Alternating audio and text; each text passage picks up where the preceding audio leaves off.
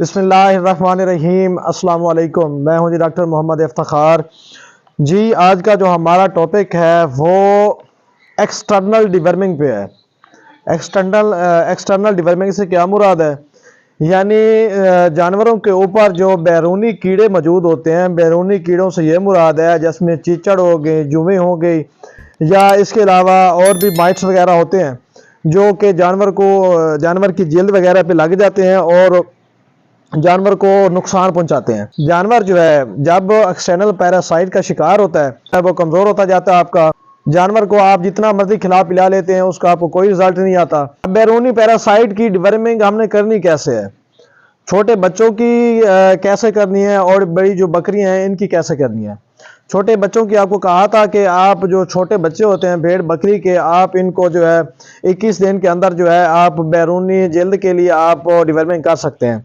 लेकिन जो बड़ी बकरियां होती हैं आप इन्हें कम अज़ कम 60 दिन के अंदर एक दफ़ा ज़रूर जो है वो डिवर्मिंग करें। डिवर्मिंग क्या है? डिवर्मिंग आपने कौन सी करनी है? इसमें आपने इंजेक्शन जो है एवरमेक्टिन, ये अभी मेरे हाथ में मौजूद है, ये देख सकते हैं आप, इंजेक्शन एवरमेक्टिन। ये स्टार लेबॉरेटरीज का जो है आपको सस्ता मिल जाता है मार्केट से, वेटरनरी क्लिनिक से।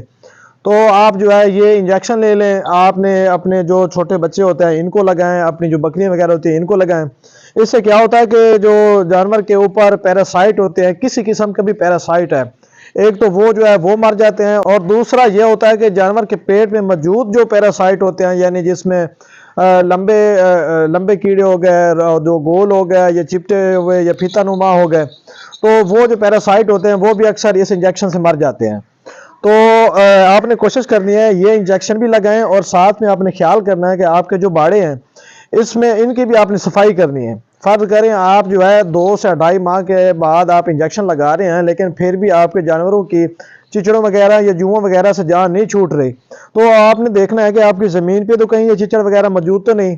तो आपने इसके लिए क्या करना है कि ज़मीन के ऊपर आपने चूना वगैरह बिखेर देना है, इससे जो है चिचड़ ख़त्म हो जाते हैं। तो दूसरी बात यह है कि बाज़ चिचड़ वगैरह जो होते हैं ये बाड़े की जो दीवारें जैसे हैं इनके अंदर चले जाते हैं, तो आपने उनका तदारुक भी साथ करना है।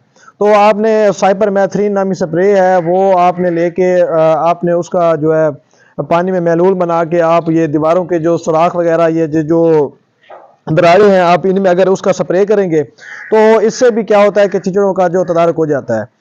कहने का मकसद ये है कि आप इंजेक्शन लगाते रहते हैं और बार बार जो ये पैरासाइट है आपके जानवर के ऊपर अटैक करते रह जाते हैं। तो इंजेक्शन लगाने का तब भी फायदा है जब आप जड़ से ही आप एक चीज को उखाड़ फेंकें। देखें जी, अब हम आपको इस वीडियो में चंद जानवरों को जो है इंजेक्शन एवरमेक्टिन लगा के भी दिखाते हैं, लेकिन इस इंजेक्शन को लगाते हुए आपने एक एहतियाती तदबीर का ख्याल करना है कि आपने कोशिश करनी है कि ये गोश्त में ना लगे। ये गर्दन है, गर्दन के नीचे गोश्त होता है, ऊपर जल्द है। आपने गोश्त और जल्द के दरमियान जो खला है आपने यहाँ पे जो है टीका लगाना है। तो गोश्त में एक तो ये नहीं लगाना, जानवर को चुभन होती है, जानवर स्ट्रेस में आता है।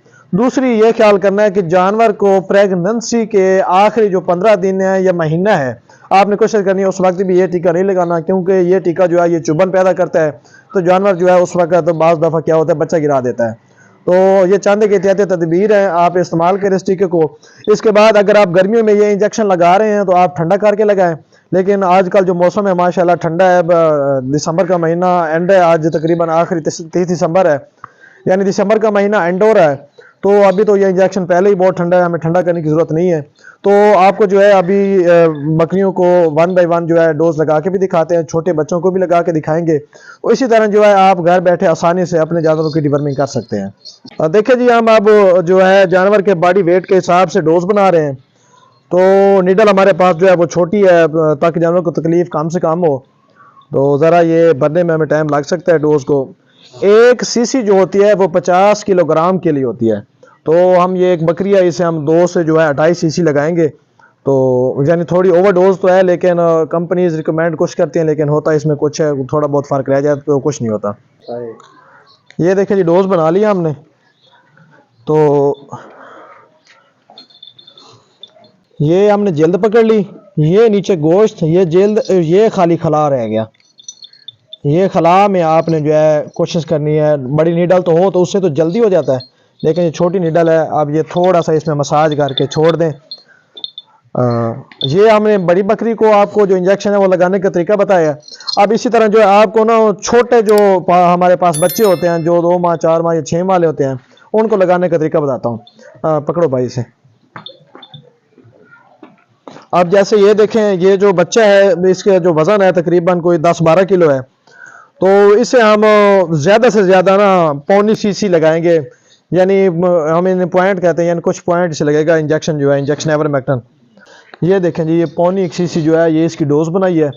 अब इसका भी लगाने का वही तरीका है, यहाँ से जल्द पकड़ें और नीचे गोश्त है, आपने गोश्त से बचाना है। तो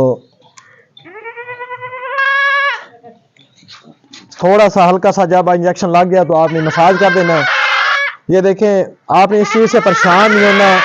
जब भी इंजेक्शन एवरमेक्टिन लगता है तो अक्सर जानवरों को जो है इसकी शदीद किस्म की चुभन होती है, तो आपने इस चीज़ का परेशान नहीं होता। ये 20 सेकंड या 15 या 30 सेकंड के लिए होता है। उसके बाद जो आपका जो जानवर है वो खुद ब खुद ही ऐसे ऐसा ठीक हो जाता है।